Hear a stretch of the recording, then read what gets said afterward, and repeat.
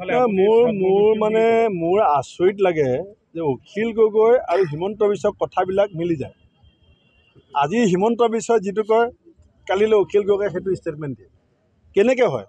এছেম্বলিৰ ভিতৰত দুইজনে দবৰা দবৰি কাজিয়া লাগে, এছেম্বলিৰ বাহিৰত গাড়ীৰ দৰ্জাখনৰ আঁৰত দুইজনে ফুচফুচাই কথা পাতে। পীযুষ হাজৰিকাৰ লগত অখিল গগৈ দবৰা দবৰি কাজিয়া লাগে। তাৰপৰা অখিল গগৈ কাজিৰঙা ধাবাত আকৌ পীযুষ হাজৰিকাক মাছে মাংসই মাতি নি পেলাই খুৱায়। এই সংগ দুখত মানুহটো বেয়া হৈছে। মানুহটো ইমান বেয়া নাছিলে। অখিল গগৈ মানুহটো আগতে বেয়া নাছিলে। পীযুষ হাজৰিকা হিমন্ত বিশ্বৰ লগত যে ফুচফুচীয়া কথা গাড়ী ৰখাই লৈ পাতি থাকে, ধাবাত মাতি নিজে খানা খুৱাই কথা পাতে, এই সংগ দুখত পৰি পেলাই মানুহটো এতিয়া বেয়া হৈছে। মোৰ আচৰিত লাগে যে অখিল গগৈ আৰু হিমন্ত বিশ্বৰ কথাবিলাক মিলি যায়। আজি হিমন্ত বিশ্বই যিটো কয় কালিলৈ অখিল গগৈ সেইটো ষ্টেটমেণ্ট দিয়ে। কেনেকৈ হয়? এছেম্বলিৰ ভিতৰত দুইজনে দবৰা দবৰি কাজিয়া লাগে, এছেম্বলিৰ বাহিৰত গাড়ীৰ দৰ্জাখনৰ আঁৰত দুইজনে ফুচফুচাই কথা পাতে। পীযুষ হাজৰিকাৰ লগত অখিল গগৈ দবৰা দবৰি কাজিয়া লাগে। তাৰপৰা অখিল গগৈ কাজিৰঙা ধাবাত আকৌ পীযুষ হাজৰিকাক মাছে মাংসই মাতি নি পেলাই খুৱায়। এই সংগ দুখত মানুহটো বেয়া হৈছে। মানুহটো ইমান বেয়া নাছিলে।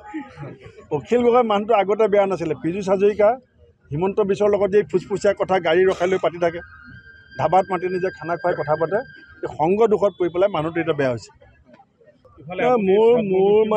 মোৰ আচৰিত লাগে যে অখিল গগৈ আৰু হিমন্ত বিশ্বৰ কথাবিলাক মিলি যায়। আজি হিমন্ত বিশ্বই যিটো কয় কালিলৈ অখিল গগৈ সেইটো ষ্টেটমেণ্ট দিয়ে। কেনেকৈ হয়? এছেম্বলিৰ ভিতৰত দুইজনে দবৰা দবৰি কাজিয়া লাগে, এছেম্বলিৰ বাহিৰত গাড়ীৰ দৰ্জাখনৰ আঁৰত দুইজনে ফুচফুচাই কথা পাতে। পীযুষ হাজৰিকাৰ লগত অখিল গগৈ দবৰা দবৰি কাজিয়া লাগে। তাৰপৰা অখিল গগৈ কাজিৰঙা ধাবাত আকৌ পীযুষ হাজৰিকাক মাছে মাংসই মাতি নি পেলাই খুৱায়। এই সংগ দুখত মানুহটো বেয়া হৈছে। মানুহটো ইমান বেয়া নাছিলে।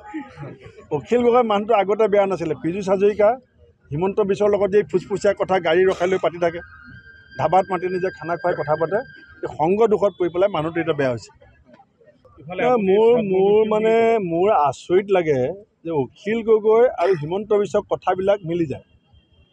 আজি হিমন্ত বিশ্বই যিটো কয় কালিলৈ অখিল গগৈ সেইটো ষ্টেটমেণ্ট দিয়ে। কেনেকৈ হয়? এছেম্বলিৰ ভিতৰত দুইজনে দবৰা দবৰি কাজিয়া লাগে, এছেম্বলিৰ বাহিৰত গাড়ীৰ দৰ্জাখনৰ আঁৰত দুইজনে ফুচফুচাই কথা পাতে। পীযুষ হাজৰিকাৰ লগত অখিল গগৈ দবৰা দবৰি কাজিয়া লাগে। তাৰপৰা অখিল গগৈ কাজিৰঙা ধাবাত আকৌ পীযুষ হাজৰিকাক মাছে মাংসই মাতি নি পেলাই খুৱায়। এই সংগ দুখত মানুহটো বেয়া হৈছে। মানুহটো ইমান বেয়া নাছিলে।